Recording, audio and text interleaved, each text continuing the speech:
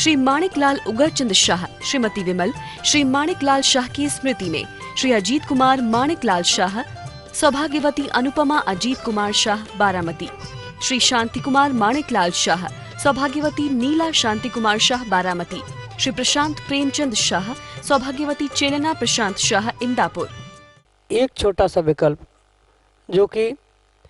समीचीनता के अभाव में भव के दुख का कारण बन गया, और वही माँ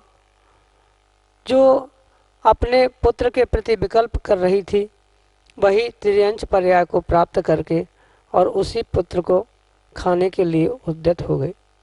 क्यों? क्योंकि विकल्प जो था वह समीचीन नहीं था और उस समीचीन विकल्प का सम्यक समाधान प्राप्त नहीं हो पाया था। हम सभी का तीव्र पुण्योदय है कि हमें अपने समीचीन विकल्पों का सम्यक समाधान प्रतिदिन एक निर्ग्रंथ गुरु के मुखारबिंदु से प्राप्त हो रहा है, और इस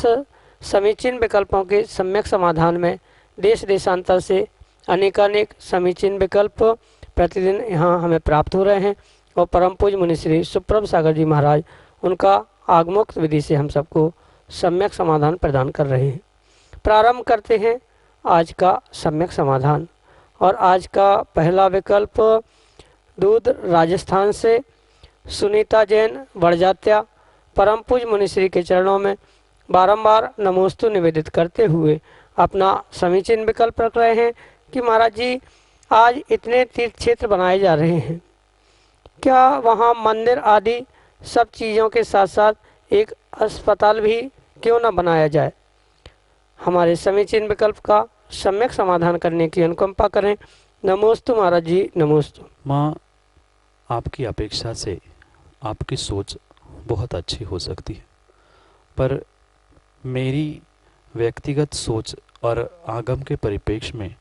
मेरा यही चिंतन है कि जो तीर्थ क्षेत्र आदि के स्थानों पर जो वर्तमान के परिप्रेक्ष्य में बहुत सारा सुधार हो रहा है, चाहे वह बहुत सुंदर सुंदर वीआईपी व्यवस्थाएं बनाई जा रही है, या जैसे कि आपके मन में भी विकल्प है, ऐसे बहुत सारे जीवों के मन में विकल्प है कि मंदिर तीर्थ क्षेत्र के स्थानों पर या उसके अलावा भी बहुत सारे अस्पताल, हॉस्पिटल, आरोग्य केंद्र आदि बनाने की आवश्यकता है। पर ये आपकी दृष्टि से समीचीन लग रहा हो, पर मेरे दृष्टि से मैं किंचित भी इस बात से सहमत नहीं हूँ कि किसी भी तीर्थ क्षेत्र पर अतिशय क्षेत्र हो या किसी प्रकार के भी मंदिर के आसपास वह अस्पताल या जो आरोग्य केंद्र आदि का बात आप कह रहे हो, वह किंचित भी करना रखना उचित नहीं है। पहली बात तो हमें ये समझनी होगी, अगर व्यक्ति परिपूर्ण रूप से हमारे जैन धर्म और जैन धर्म के साथ साथ जो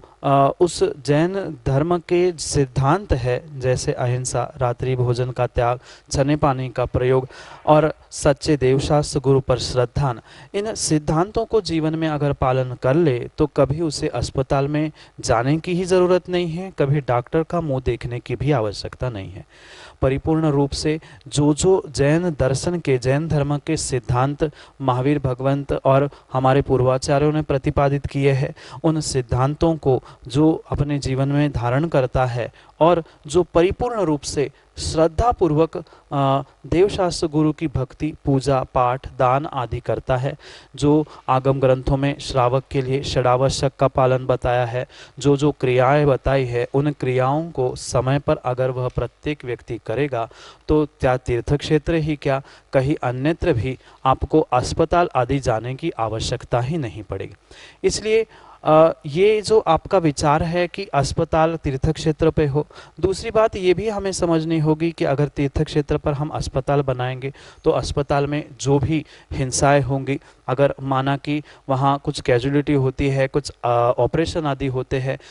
रक्तदान किया जा रहा है, रक्त देना लेना या ऑपरेशन में रक्त बहना, ये परिपूर्ण रूप से हिंसा है। फिर उसकी सामग्री, उसके निमित्त से वह जो औजार है उसकी साफ सफाई, वह सब कुछ, खून मांस पीप, जो ऑपरेशन के बाद अशुद्ध द्रव्य है, वह सब कहाँ फेंका जाएगा? वह उसके निमित्त से वह पूरा हमारा तीर्थ क्षेत्र ही, जो उस तीर्थ क्षेत्र की तीर्थंकरों के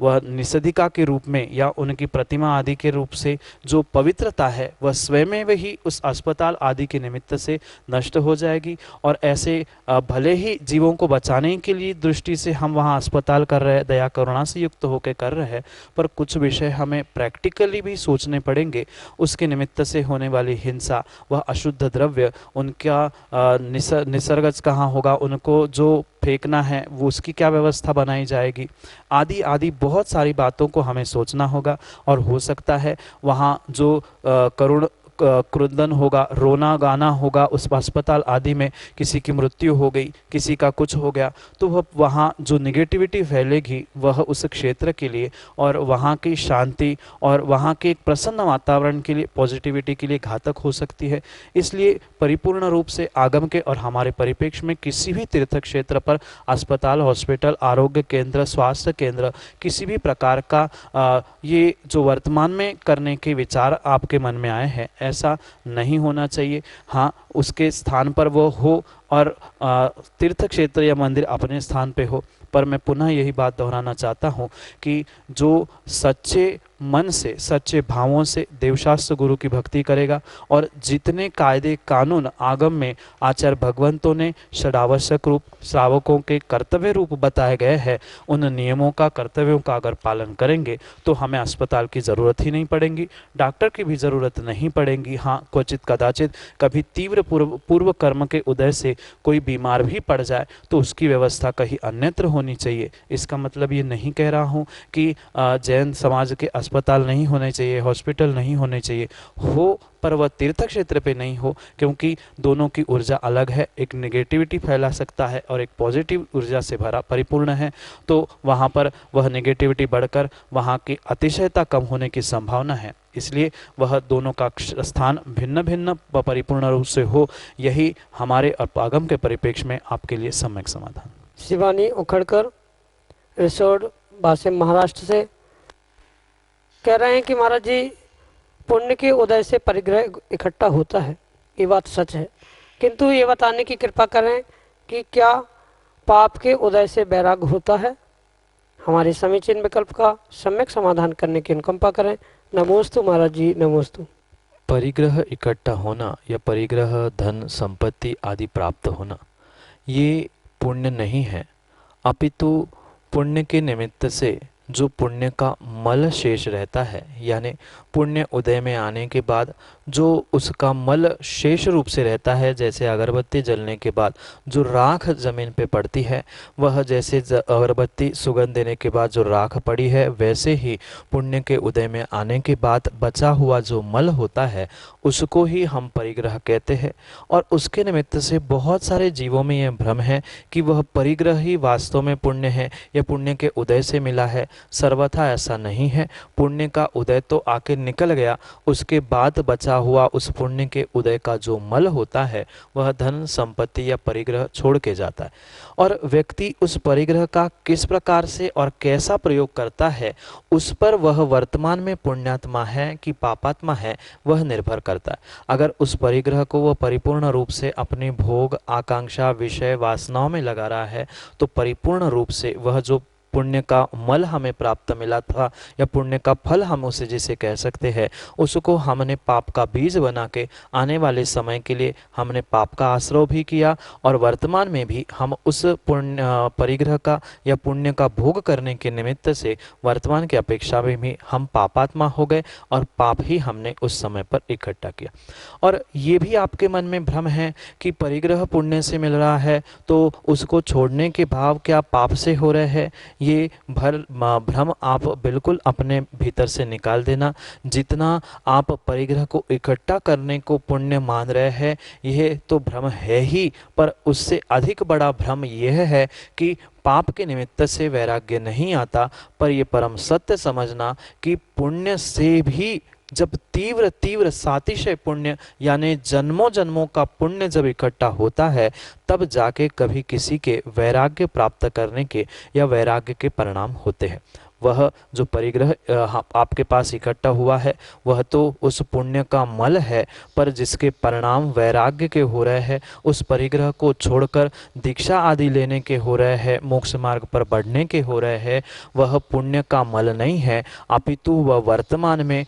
पुण्य से मिले हुए उस मनुष्य पर्याय को पुण्य में लगाने के लिए पुण्यानुबंधी पुण्य कर रहा है। यानी उस पुण्य पर पुनः पुण्य जोड़ते हुए वह वर्तमान में भी पुण्यात्मा है, क्योंकि उसके वैसे परिणाम हो रहे हैं। धन संपत्ति को छोड़ने के उस जो भोगने का परिणाम करता है या भोगने में परिणति करता है वह तो पापात्मा है, और जो उसे छोड़ने के परिणाम करता है वह वर्तमान में भी पुण्यात्मा है। और वास्तव में उसने उस वैराग्य को प्राप्त कर लिया, परिग्रह को छोड़ दिया, तो नियम से आने वाले समय में भी वह उस पुण्य से पुण्य को बांधकर पुण्यात्मा ही बनता है। इसलिए पाप के उदय में वैराग्य नहीं होता, अपितु तीव्र तीव्र सातिशय पुण्य के निमित्त से ही वैराग्य होता है। बिना पुण्य के उदय से या बिना पुण्य के द्रव्य से के सद्भाव में सत्ता में किंचित भी जीव वैराग्य को या मोक्ष मार्ग पर चलने के भाव भी नहीं कर सकता। फिर साक्षात वह जो मोक्ष मार्ग पे चल रहा है, वैराग्य पथ पे चल रहा है, आगे बढ़ रहा है, वो तो परिपूर्ण रूप से पुण्य के निमित्त से ही कर रहा है। बिना पुण्य के वह कभी भी वैराग्य या मोक्ष मार्ग को प्राप्त नहीं कर सकता। पर परिग्रह वह पुण्य के मल से रूप में भी या वर्तमान की पाप क्रिया और भूत के पुण्य के निमित्त आदि से भी हो सकता है। राजा पंसारी अशोकनगर मध्य प्रदेश से परम पूज्य मुनिश्री के चरणों में बारंबार नमोस्तु निवेदित करते हुए अपना समीचीन विकल्प रख रहे हैं कि महाराज जी, भरत एवं बाहुबली भगवान की प्रतिमा किस प्रकार स्थापित की जा सकती है, पंचकल्याणक करके या कैसे? हमारे समीचीन विकल्प का सम्यक समाधान करने की अनुकंपा करें। नमोस्तु महाराज जी, नमोस्तु। आगम में आचार्य भगवंतों ने 7 प्रकार के केवलियों की व्याख्या की। उन 7 प्रकार के केवलियों में अंतःकृत केवली, मुख्य केवली, सामान्य केवली, उपसर्ग केवली आदि उन 7 केवलियों को आचार्य भगवंतों ने बताया। और उनमें से जो विशेष रूप से पुण्यात्मा हुआ करते हैं या विशेष जिनके पुण्य का उदय हुआ होता है, वे ही तीर्थंकर केवली के रूप में तीर्थंकर धर्म तीर्थ को चलाने वाले होते। और उन तीर्थंकरों के ही आगम में आचार्य भगवंतों ने 5 कल्याणक की व्याख्या की है, जो वर्तमान भूत भविष्य के निमित्त से जो 24 ही हमारे इस भरत क्षेत्र आदि में होती है, वहाँ पर उनके पंच कल्याणक मात्र और मात्र तीर्थंकर प्रभु के ही हुआ करते हैं। शेष अन्य विदेह आदि स्थानों में 2-3 कल्याणक आदि होते हैं, पर जो सामान्य केवली, उपसर्ग, अंतकृत केवली, मुख्य केवली आदि होते हैं, उनको केवल ज्ञान भी प्राप्त होता है, उनकी गंधकुटी आदि भी लगती है, पर समोशरण और वो जो मोक्ष आदि कल्याणक मनाए जाते हैं परिपूर्ण रूप से, वह तीर्थंकर केवली की ही अपेक्षा से होते हैं, अन्य किसी की नहीं। और इसीलिए जो आपने ये विकल्प भेजा है कि भरत बाहुबली भगवान का उनकी प्रतिमा को हम किस प्रकार से विराजमान कर सकते हैं, उनको परिपूर्ण रूप से वह बहुत निर्मल भावों से जब जीव उस भगवान की प्रतिमा को बनवाकर न्यौछावर देकर लेके आता है, जरूरी नहीं है कि उनका पंच कल्याणक करा के ही हम उसे प्रतिष्ठित करें, क्योंकि उनका कल्याणक नहीं हुआ करता। वे सामान्य केवली और अंतकृत केवली की श्रेणी में आने के निमित्त से उनको मात्र जैसे दीक्षा का संस्कार कर दिए, जो सामान्य मुनियों के दीक्षा के संस्कार किए जाते हैं, बिल्कुल ऐसे ही उन प्रतिमाओं में दीक्षा के संस्कार किए जाते हैं, केवल ज्ञान के संस्कार किए जाते हैं, मोक्ष के संस्कार तो किए जाते हैं। उन संस्कारों के द्वारा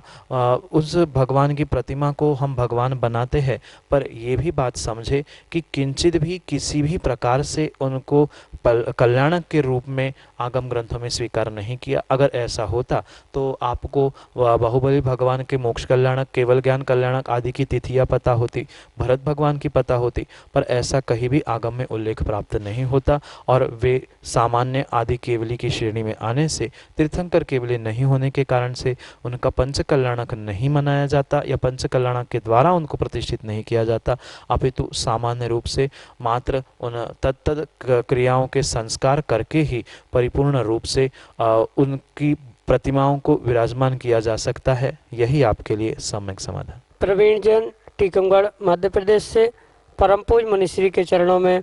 बारंबार नमोस्तु निवेदित करते हुए अपना समीचीन विकल्प रख रहे हैं कि महाराज जी, स्वप्न में बहुत सारे मंदिरों की मूर्तियों के दर्शन होना शुभ है या अशुभ? हमारे समीचीन विकल्प का सम्यक समाधान करने की अनुकंपा करें। नमोस्तु महाराज जी, नमोस्तु। व्यक्ति वास्तव में जो रात्रि आदि में स्वप्न देखता है, परिपूर्ण रूप से उसके अंतर्गत जो भावनाएं होती है, जो सुप्त मन में उन्होंने बहुत सारी बातें और भावनाएं संजो के रखी होती है, वही शायद दिन भर की उसकी सोच चिंतन ही उसको उसके सपने में दिखाई देता है। और ये भी बात हमें आगम के परिप्रेक्ष्य में समझने योग्य होगी कि जो भी स्वप्न हम देखते हैं, ज़रूरी नहीं है कि स्वप्न में देखने से हमारे साथ कुछ हो, पर जैसे निमित्त शास्त्र आदि ग्रंथों में आचार्य भगवंत कहते हैं, जो हमारे साथ भविष्य में घटित होने वाला होता है, कथनचित उसके लिए कुछ संकेत रूप ये स्वप्न आदि व्यक्ति देखता है। और उस स्वप्न का भी मैंने कई बार फल बताते हुए यही कहा है कि कौन से तिथि, कौन से नक्षत्र, कौन से समय, कौन से वार, क्या कैसा है, उस पर बहुत सारा फल उस स्वप्न का निर्भर करता है। पर सामान्य रूप से ये बात भी हम समझ ले कि जो उस स्वप्न के विषय में आपने पूछा है, जैसे आपको बहुत सारे मंदिर, बहुत सारी प्रतिमाएं आदि दिख रही है, तो ये परिपूर्ण रूप से भले ही उसके तिथि मुहूर्त कुछ भी हो, फल कुछ भी हो, पर सामान्य रूप से भी अगर उसके विषय में हम समझे तो आचार्य भगवंत यही कहते हैं, भगवान की प्रतिमा, मंदिर, देवशास्त्र, गुरु आदि आदि का दर्शन होना स्वप्न में ये बहुत ही शुभ लक्षण बताया गया है। और विशेष करके वह विशेष तिथि, नक्षत्रवार, विशेष समय आदि में देखा गया है, तो उसका विशेष फल भी उस व्यक्ति को कितने समय में कैसा मिलता है वो उस तिथि नक्षत्र पर आलंबित हुआ करता है। पर यही आपको समझना होगा कि अगर आपने भगवान की वीतरागी मुद्रा यानी जो मंदिर, प्रतिमा आदि देखी है, वह उसी प्रकार से यानी वीतराग मुद्रा में ही देखी है, वह मुनिराज का दर्शन किया है, वो भी ध्यान करते समय या अपनी समितियों का पालन करते समय, तो आपके लिए शुभ है। पर अगर वही भगवान का मंदिर, भगवान की प्रतिमा या किसी अन्य प्रकार से आड़ी टेढ़ी दिख रही है या टूटी फूटी दिख रही है या मंदिर के अवशेष दिख रहे हैं, कौन सा हिस्सा टूटा दिख रहा है, भगवान की प्रतिमा का कौन सा अंग भंग दिख रहा है आदि, जैसा भी हो उसका वैसा विपरीत फल भी मिलेगा। पर अगर सामान्य रूप से आपको बहुत अच्छी वीतरागी प्रतिमा के दर्शन हो रहे हैं, बहुत सुंदर विशाल मंदिर आदि दिख रहे हैं, तो यह नियम से आपके लिए एक शुभ संकेत है, क्योंकि आपने शुभ स्वप्न में शुभ भविष्य की भावनाओं को भाकर आपने उस संकेतों को प्राप्त किया है। यही आपके लिए सम्यक समाधान। अगले समीचीन विकल्प के लिए पत्रकार अशोक कुमार जैन, जतारा, मध्य प्रदेश से अपने ऑडियो मैसेज के साथ हमारे सामने हैं। परम पूज्य श्रमण 108 श्री सुप्रभ सागर जी महाराज, परम पूज्य श्रमण 108 श्री प्रणत सागर जी महाराज के चरणों में बारंबार नमोस्तु नमोस्तु नमोस्तु। हे पूज्य मुनिश्री, मैं अशोक कुमार जैन, जतारा से। हे पूज्य मुनिश्री, मेरी एक जिज्ञासा है, कृपया उसका सम्यक समाधान करने की कृपा करें। हे पूज्य मुनिश्री, जब किसी की मौत या मृत्यु कोरोना से, एक्सीडेंट से, हार्ट अटैक से, आग लगने से, जहर पीने से, खून बहने से या किसी अन्य इसी तरह के कारणों से, जिन्हें शास्त्रों में अकाल मरण कहा गया है, होती है, तब हम उसे अकाल मरण कहते हैं। हे पूज्य मुनिश्री, मेरी जिज्ञासा है कि क्या अकाल मरण समय से पहले हो सकता है या यह अकाल मरण पहले से ही सुनिश्चित होता है? कृपया सम्यक समाधान करने की कृपा करें। पुनः पूज्य मुनिद्वय के चरणों में बारंबार नमोस्तु नमोस्तु नमोस्तु। सबसे पहले तो आगम के परिप्रेक्ष्य में हमें उस अकाल मरण को समझना होगा। बहुत सारे जीवों को इस अकाल मरण के विषय में वास्तविकता का बोध न होने के कारण वह साक्षात केवली भगवान के केवल ज्ञान पर भी प्रश्न खड़ा कर देते। जैसे कि आपके समझ से जो आप अकाल मरण कह रहे हो, वह आपकी समझ से वह अकाल मरण आगम के परिप्रेक्ष्य में सही नहीं है। जो आचार्य भगवंतों ने आगम में अकाल मरण कहा है, भले ही आपने कारण बिल्कुल सही कहे हैं, पर कारणों के साथ साथ हमें यह भी वहाँ पर समझना चाहिए कि उस जीव की आयु जो वह बांध के आया था वह कितनी है। समझना, जो जीव, माना कि कोई जीव 60 वर्ष की आयु बांध के आया है, वह उस आयु का काल हुआ, स्वकाल हुआ,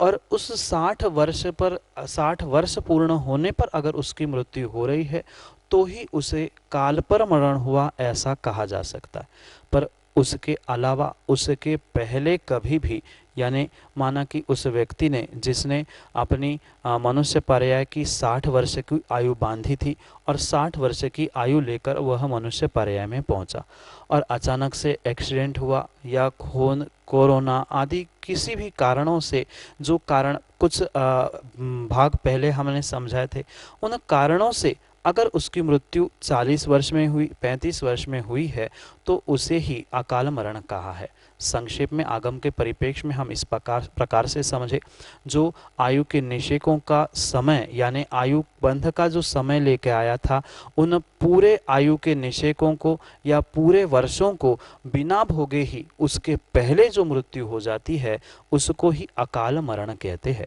अकाल का मतलब समय पे मरना नहीं है, समय से पहले जिसकी मृत्यु होती है उसे ही आगम में आचार्य भगवंतों ने अकाल मरण कहा है। इसलिए कारण कुछ भी हो, इसका निर्णय परिपूर्ण रूप से केवली के ज्ञान पर ही निर्भर हुआ करता है। उसका निर्णय आप हम कोई छद्मस्त नहीं कर सकते कि कोरोना से गया था वह अकाल मरण से गया, कि कोरोना से गया वह अपने नियत समय पे मरा। जो उसका काल था, माना कि उस व्यक्ति ने 45 वर्ष की ही आयु बांधी थी और उसने किसी रोग के द्वारा ही मृत्यु को बांध के आया था, तो वह उसी प्रकार से 45 वर्ष की आयु में कोरोना के निमित्त से खत्म हुआ है, तो वह तो अपने स्वकाल में यानी समय पर काल पे मरा है। पर माना कि जो 60 वर्ष की आयु लेके आया था और 60 वर्ष में बुढ़ापे की बीमारी से मरने वाला था और 45 वर्ष में ही एक्सीडेंट में गुजर गया, तो उसका अर्थ होता है वह अपने आयु को 15 वर्ष कम भोग के वह 45 वर्ष में ही मृत्यु को प्राप्त हुआ। इसे आगम के परिप्रेक्ष्य में अकाल मरण यानी काल से पहले मृत्यु को प्राप्त हुआ, इसके लिए उसे अकाल मरण कहा है। कारणों से मात्र अकाल या स्वकाल मरण, काल का मरण ऐसा नहीं होता। कारण दोनों के लिए एक से हो सकते हैं। वह तो एक आचार्य भगवंत नेमिचंद सिद्धांत देव ने समझने के लिए और समझाने के लिए उन कारणों को बताया है। अगर उसने कर्मों का ऐसा ही आश्रयबंध किया होगा कि उसकी एक्सीडेंट में मृत्यु होनी है, जलने से ही मृत्यु होनी है, तो वह तो उसकी अपेक्षा से स्वकाल हुआ। पर जिसकी वह उम्र ढलने से 80-90 उम्र की आयु थी और वो उसके पहले मर रहा है, मृत्यु को प्राप्त कर रहा है, तो उसकी अपेक्षा से वहाँ पर आचार्य भगवंत उसे अकाल मरण कहते। रही बात अब केवली के ज्ञान पे प्रश्न चिन्ह, मैंने इसलिए कहा था कि आप ये सोच सकते हो, कह सकते हो कि वह फिर केवली के ज्ञान में अकाल मरण कैसे। केवली के ज्ञान में भी यही झलका था कि उसकी 60 वर्ष की आयु है और 45 वर्ष में उसके साथ ऐसा एक्सीडेंट होगा और उसकी ऐसी ऐसी मृत्यु होगी। और ये भी बात इसके साथ हम समझे कि वह 15 वर्ष की आयु साथ में लेकर अगली पर्याय में नहीं जाएगा, अपितु आखिरी जो अंतर मुहूर्त होता है यानी जो 48 मिनट का समय होता है, उस 48 मिनट के समय में अंतर मुहूर्त में वह अपने 15 वर्ष के आयु के जितने निषेक होते हैं, जितना द्रव्य होता है, वह 15 मिनट आखिरी के 48 मिनट के समय में वह संक्लिष्टता के कारण उसकी परिपूर्ण रूप से उदीर्णा यानी उसको तीव्र गति से नष्ट करते हुए, समाप्त करते हुए, उसका भोग करके ही वह मृत्यु को प्राप्त होगा। कभी भी वह आयु के निषेक, आयु का समय, आयु के वर्ष अगली पर्याय के लिए कैरी फॉरवर्ड नहीं होते। वह उसी पर्याय में भोग कर जीव को परिपूर्ण रूप से समाप्त करके ही अगली पर्याय में पहुंचना होता है। इसलिए जो केवली के ज्ञान में भी झलका था, वह ऐसा नहीं झलका था कि केवली के ज्ञान में 60 वर्ष का झलका था और वो 45 में मर गया तो केवली के ज्ञान में संशय, ये ऐसा किंचित वो नहीं सोचना। केवली के ज्ञान में क्या झलका है, क्या नियत है, वह केवली के लिए है, आपके लिए नहीं है। ये भी परम सत्य है। जो जो देखी वीतराग ने सो सो होरी वीरा रे, पर वीतराग ने क्या क्या देखी तू क्या जाने वीरा रे। अगर वीतराग भगवान ने क्या देखा है, क्या नहीं देखा है, वह उनके केवल ज्ञान का विषय है। केवल ज्ञान उनके लिए स्वाधीन है। हमारी वर्तमान की पर्याय हमारे लिए स्वाधीन है। हमारी पर्याय का उनके ज्ञान से कोई भी डायरेक्ट कनेक्शन नहीं है। मात्र इतना हमें समझना होगा कि उनके ज्ञान में हमारे जीवन में, हमारी पर्याय में क्या होना है ये तो झलका है, पर उनके झलकने से मेरे जीवन में कुछ नहीं हो रहा है, अपितु जो होने वाला है वह उनके ज्ञान में झलका है। जैसे कि दृष्टांत में हम समझ रहे थे कि 60 वर्ष की आयु लेके आया हुआ जीव 45 की वर्ष उम्र की सीमा में अगर मृत्यु को प्राप्त हो रहा है तो उस समय का, उस जीव का वैसा परिणमन केवली के ज्ञान में बिल्कुल वैसा ही झलका था, झलका है कि वह 60 वर्ष की आयु लेके अमुक व्यक्ति पहुंचेगा और उसमें से 45 वर्ष के काल में उसको कोरोना होगा, कोरोना से उसको ऐसे ऐसे कारण से दवाई नहीं मिलेगी, ऐसा ऐसा परिणमन होगा और फिर वो मृत्यु को प्राप्त होगा। ये उनकी भी अपेक्षा से वह अकाल मरण है और जीव की व्यक्तिगत यानी छदमस्त आप हम जैसे जीवों की अपेक्षा भी वह अकाल ही मरण है। काल उसका 60 वर्ष का था, पर 15 वर्ष पहले ही वह मृत्यु को प्राप्त हुआ। यही आगम के परिप्रेक्ष्य में अकाल मरण है। समीचीन विकल्पों का सम्यक समाधान इस कार्यक्रम में आप सब हम लाभ ले रहे थे मुनि श्री के प्रवचनों का या समाधानों का। सुविशुद्ध ज्ञान धारा इस प्रतियोगिता का जो YouTube चैनल सुप्रभ वॉच के माध्यम से चल रही है, उसके सवाल भी आपको नीचे पट्टी पे मिले होंगे। उस सवाल को आपको सही जवाब 6:15 पे हमारे व्हाट्सएप के नंबर पे भेजना है 8707548811 और लकी विजेताओं का चुनाव या लकी विजेता की घोषणा शाम को 6:45 YouTube चैनल एवं फेसबुक के माध्यम से आचार भक्ति के द्वारा आचार भक्ति के कार्यक्रम में होगी। मैं मुनिश्री के चरणों में बारंबार नमोस्तु करता हूं एवं आज के कार्यक्रम को यही विराम देता हूं। नमोस्तु नमोस्तु। श्री माणिकलाल उगरचंद शाह, श्रीमती विमल, श्री माणिकलाल शाह की स्मृति में श्री अजीत कुमार माणिकलाल शाह, सौभाग्यवती अनुपमा अजीत कुमार शाह बारामती, श्री शांति कुमार माणिकलाल शाह, सौभाग्यवती नीला शांति कुमार शाह बारामती, श्री प्रशांत प्रेमचंद शाह, सौभाग्यवती चेलना प्रशांत शाह इंदापुर।